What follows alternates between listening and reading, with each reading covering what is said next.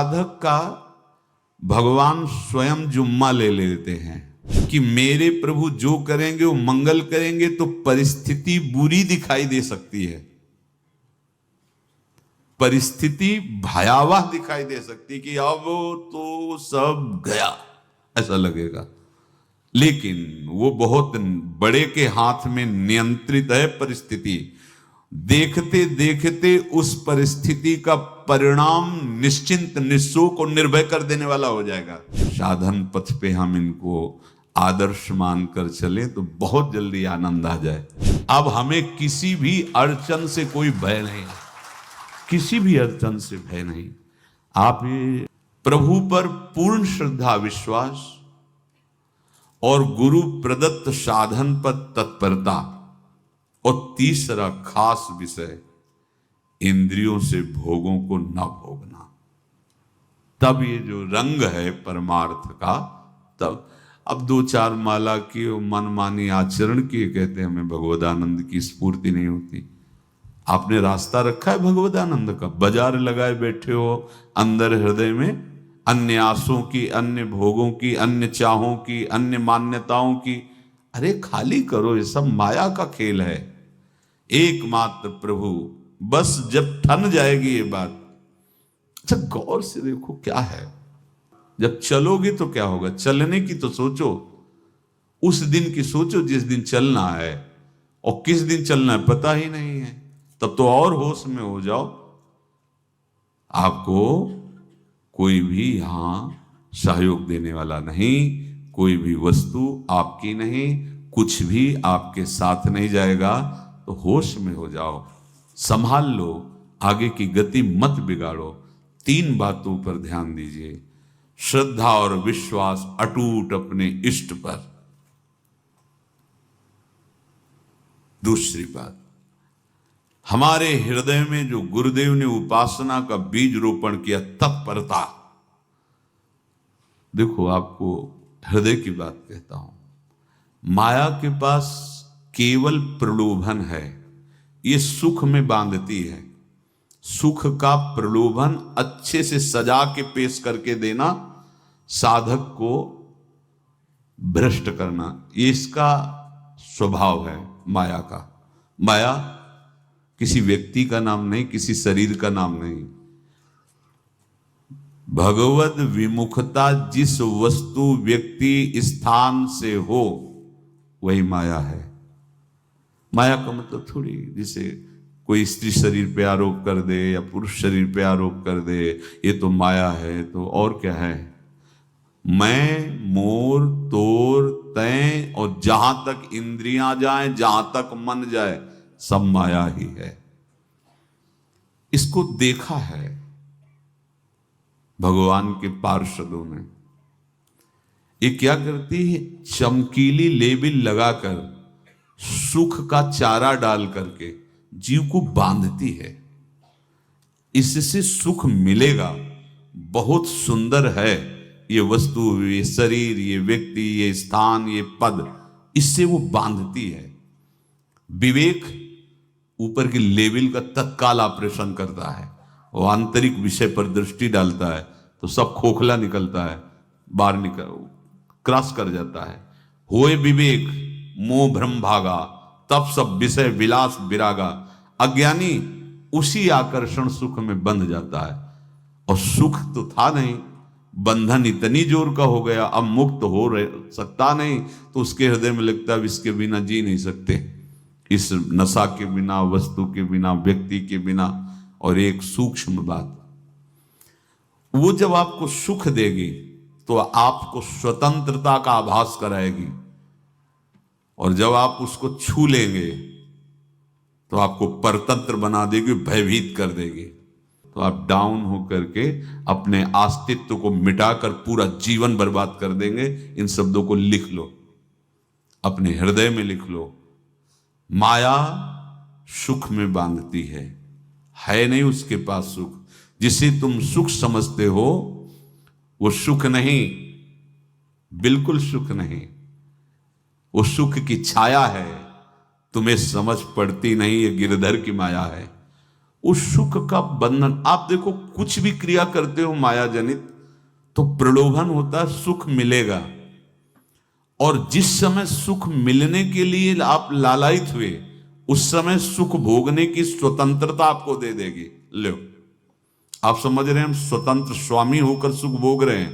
नहीं, अब भोग लिए ना, अब गुलामी उसकी सहो।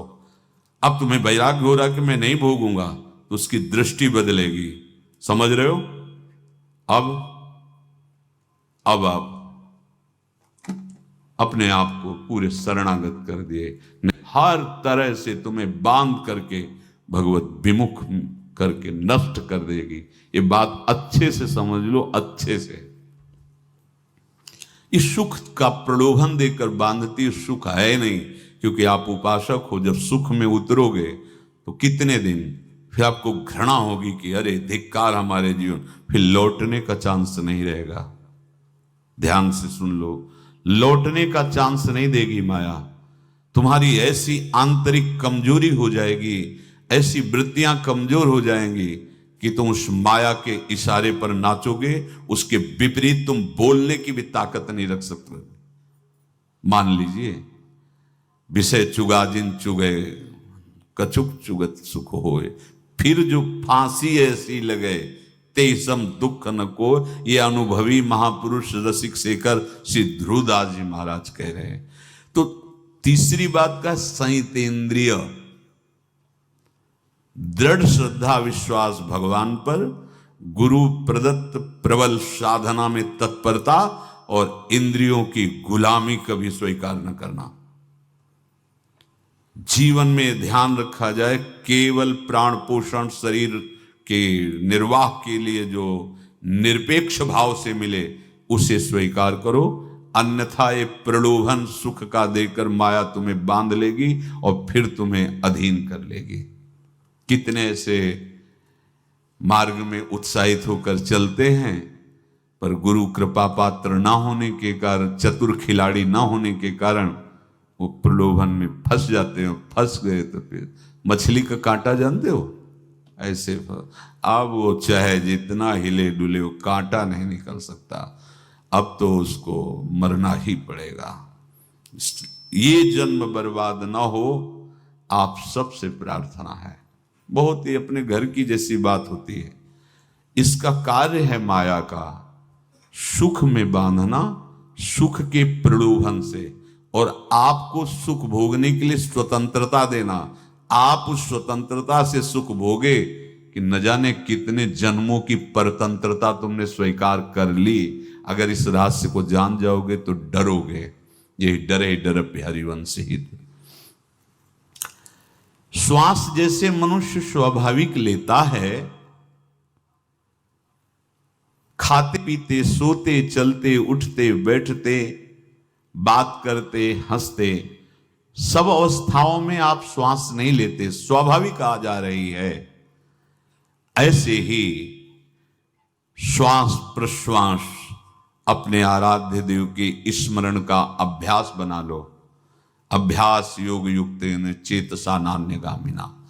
और जैसे तनिक भी श्वास रुकी तो घबराहट, बेचैनी, परेशानी आ जाती है, ऐसे ही श्वास प्रश्वास यदि नाम से खाली जाने लगे तो घबराहट, परेशानी, जलन पैदा होनी चाहिए।